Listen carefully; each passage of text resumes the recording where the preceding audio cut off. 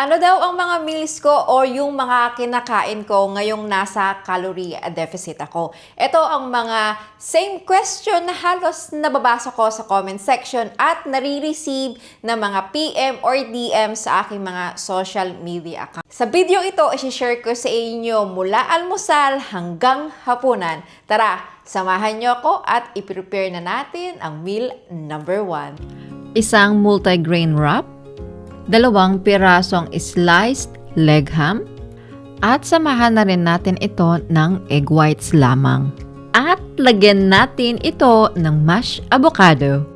Ngayon naman ay pagsasama-samahin na natin ang mga ingredients, leg ham, mashed avocado, at lagyan na rin natin ito ng shredded cheese. At finally, ilagay na natin ang nalutong egg white. At lagyan natin ito ng pampalasa, salt at pepper. At ang panghuling ingredients ay spinach. Pagkatapos lagyan ay ating nang i-roll ang ating breakfast wrap.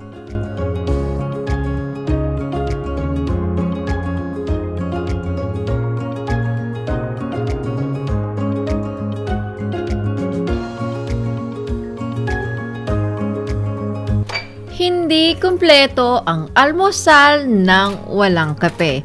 Kaya naman tuwing umaga, isang coffee pad at isang long shot lamang.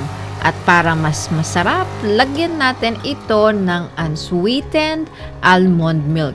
Ito talaga ang ginagamit kong milk simula noon dahil ito ay hindi masyadong mataas ang fats. Kaya naman ito ang aking favorite combination sa aking kape tuwing umaga.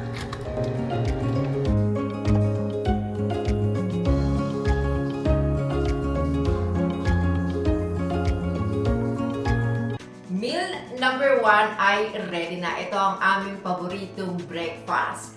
Breakfast wrap at coffee. Tara, kain tayo. Breakfast na! Kape-kape! Kape is life talaga sa umaga. Hindi ito mawawala sa atin. Yan. At ito na yung ating breakfast wrap. Hindi ko na hinati sa gitna. Ganito na siya. Yan. Tapos, isang malaking bite.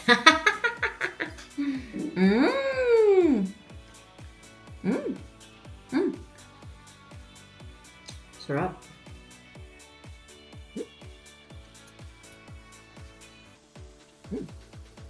Ano? After ng breakfast, aantayin ko lang lumiwanag para naman sa aking morning outdoor walk. Ginagamit ko lang talaga itong walking pad kapag talagang umuulan at of course, para hindi tayo mabasa, iwas sakit tayo. And then, kapag naman lunchtime, isi-share ko sa inyo yung aking bagong lunch this week. Kaya naman, keep on watching. See you later!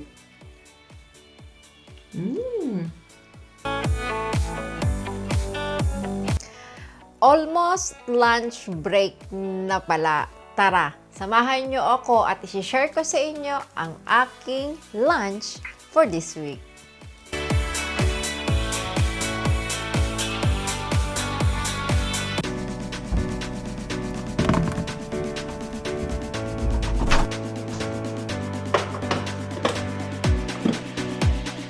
Ano naman ang kinakain ko kapag lunch na? Ito na nga, isi-share ko sa inyo. Ito ay chicken teriyaki. So, meron tayong broccoli, meron tayong red at saka green capsicum, at saka ang pinaka-main source natin ng protein ay chicken breast. Ayan, at syempre nasa ilalim yung rice. Kasi rice is life. Ito dapat yung hindi natin kinatatakutan yung carbs dahil ito yung nagbibigay sa atin ng fuel para tayo ay malakas maghapon. So, dahil nagpe-prep ako weekly na good for 5 days, kaya ito, iinit ko na lang siya sa microwave for 2 minutes and 30 seconds. At kapag lunchtime, umiinom din ako ng green tea. Tara, i-prepare na natin yan. Tanong tayo ay makakain na.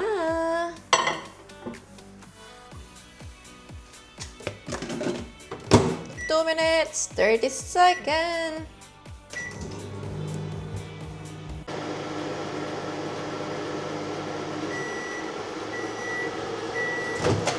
Ayan, ready na siya.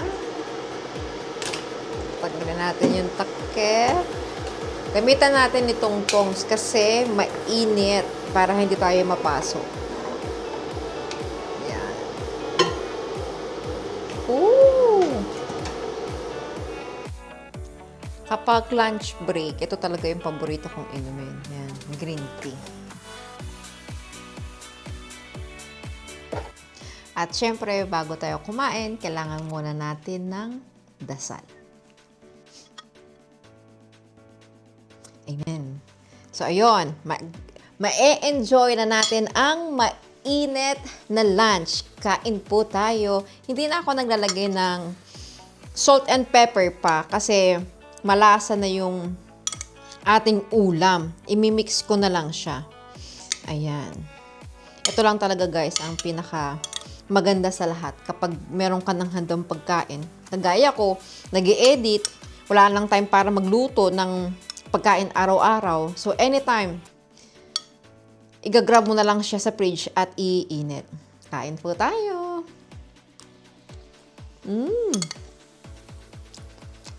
Nice. Pag-iisipan ko next week, ano naman kayang aking lunch at dinner. Kasi every 3 weeks to 4 weeks, nagpapalit ako ng lunch at saka ng dinner.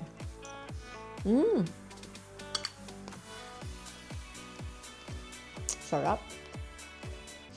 Tatapusin ko muna itong aking lunch break at manonood ako ng Philippine movie para naman makapag-relax ako ng kaunti bago uli ako maupo sa aking home office, mag-edit at gumawa ng kung ano-ano pa.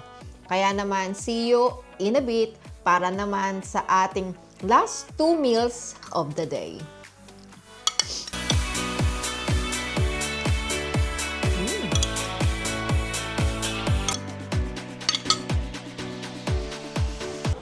Good evening na! Yes, dahil maghahapunan na tayo, i-share ko na sa inyo yung aking hapunan. Dahil nandito na rin si Habi, sabay kaming kakain, of course. So, ang ating simpleng hapunan for today, or for this week, I should say, ay barramundi fish. Meron din tayong baked sweet potato at saka green beans. Ayan, napakasimple lang. Lagyan ko lang to ng salt and pepper at saka ng hot sauce. Mamma mia!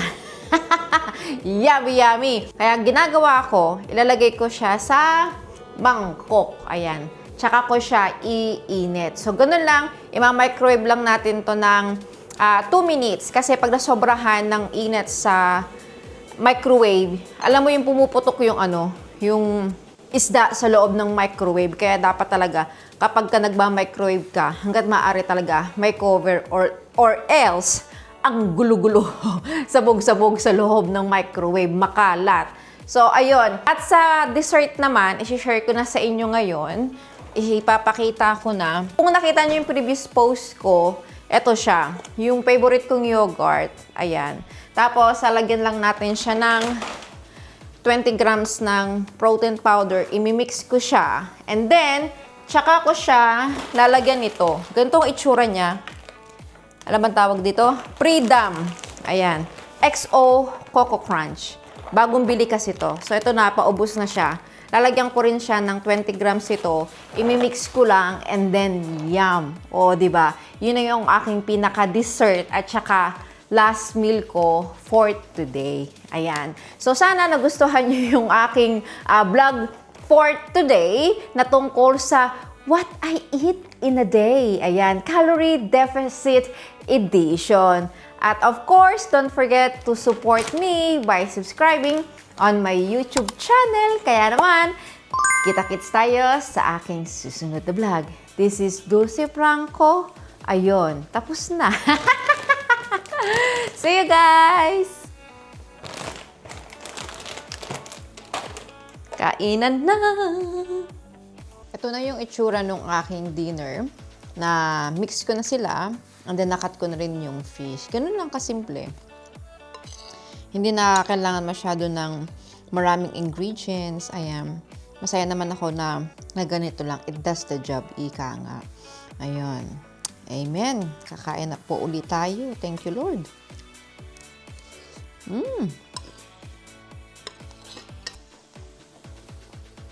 Yum. And then, after nito, ipapakita ko sa inyo yung itsura, which is basic lang naman. Yung yogurt na hinaluan natin ng protein powder at saka yung ating Coco Crunch. Yun ang pinaka-paborito ko talagang dessert ever since na na-discover ko yung yogurt.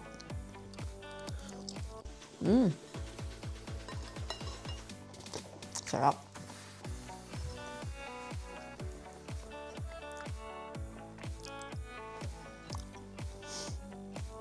Thank you for watching. This is Josie Franco. Kita-kits tayo sa aking susunod na vlog.